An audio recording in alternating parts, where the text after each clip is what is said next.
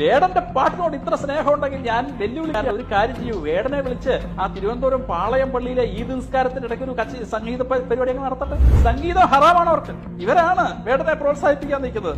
മധുചേട്ടൻ നടത്തിയ ഈ പരാമർശത്തോട് വിയോജിച്ചുകൊണ്ട് കമന്റ് ബോക്സിൽ ഒരാളും സഭ്യതരമായി ഒന്നും പറയരുത്. എൻ്റെ റിക്വസ്റ്റാണേ. അദ്ദേഹം അദ്ദേഹത്തിന്റെ അഭിപ്രായം പറഞ്ഞു, അതിനെ അധികരിച്ചുകൊണ്ട് നമുക്ക് മറുപടിയും പറയാം സഭ്യമായിട്ട്. നോക്കൂ, ഇവിടെ മധുചേട്ടനെ ക്രോധത്തിലാഴ്ത്തിക്കളഞ്ഞ മറ്റൊന്നുമല്ല. കഴിഞ്ഞ ദിവസം അദ്ദേഹം ഷവർമയുമായി ബന്ധപ്പെട്ട് നടത്തിയ പരാമർശത്തിൽ കേരളീയ പൊതുസമൂഹം ഒറ്റക്കെട്ടായി നിന്നുകൊണ്ട് അദ്ദേഹത്തിൻ്റെ ആ വിദ്വേഷ പരാമർശത്തെ എതിർത്തു. അതിൽ മുസ്ലിമീങ്ങളുണ്ട്.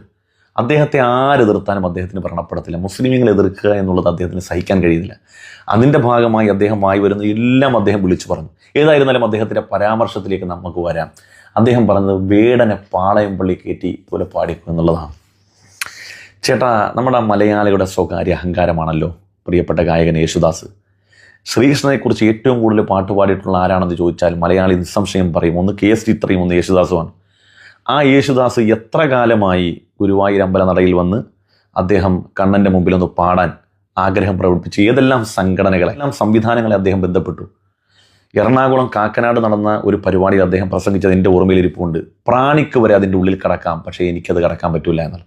അവിടെ മധുചേട്ടൻ പറയാൻ പോണ മറുപടി എന്താണ്?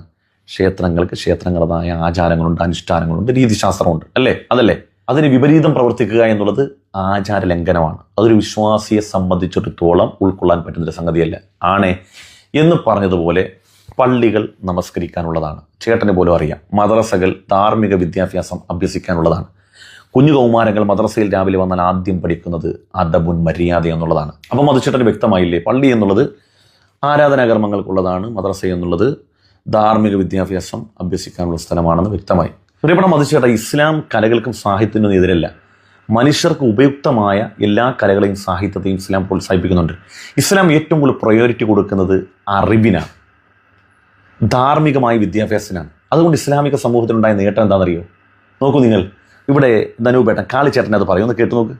ഒരു മുസ്ലിം കുടുംബത്തിലെ കുട്ടി ജനിക്കുകയാണെങ്കിൽ ആ ജനിച്ചു കഴിഞ്ഞ ആ കുട്ടി കാണുന്ന ആളുകളിലൊക്കെ ഭയങ്കരമായിട്ടുള്ള ആ ഒരു വിശ്വാസവും കാര്യങ്ങളും കൂട്ടിക്കൊണ്ടുള്ള കാര്യങ്ങളാണ് പിന്നെ അവിടുന്ന് ആ കുട്ടി കാണുന്നത്.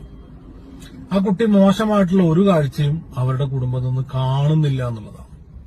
അതിനോടൊപ്പം തന്നെ ആ കുട്ടിക്ക് ഒരു ബുദ്ധി ഉറയ്ക്കുന്ന സമയമാകുമ്പോൾ കുട്ടികളെ മതം പഠിപ്പിക്കാൻ വേണ്ടി പറഞ്ഞയക്കുകയാണ് മദ്രസകളിലോട്ട്. ഈ കുട്ടി ഓട്ടോമാറ്റിക്കലി ആ ഒരു കൾച്ചറിലോട്ട് പോവുകയാണ്. മുസ്ലിം കുടുംബത്തിലായാലും ഗൾഫുകാര് കാര്യങ്ങൾ വരുന്നു, ഭയങ്കരമായിട്ടുള്ള സ്നേഹം, കൂടിച്ചേരലുകൾ, അനങ്ങിയ അങ്ങോട്ട് പോകുന്നു, ഇങ്ങോട്ട് പോകുന്നു, അവിടെ വരുന്നു, ഇവിടെ ഹിന്ദുവിന്റെ കുടുംബത്തിലോട്ട്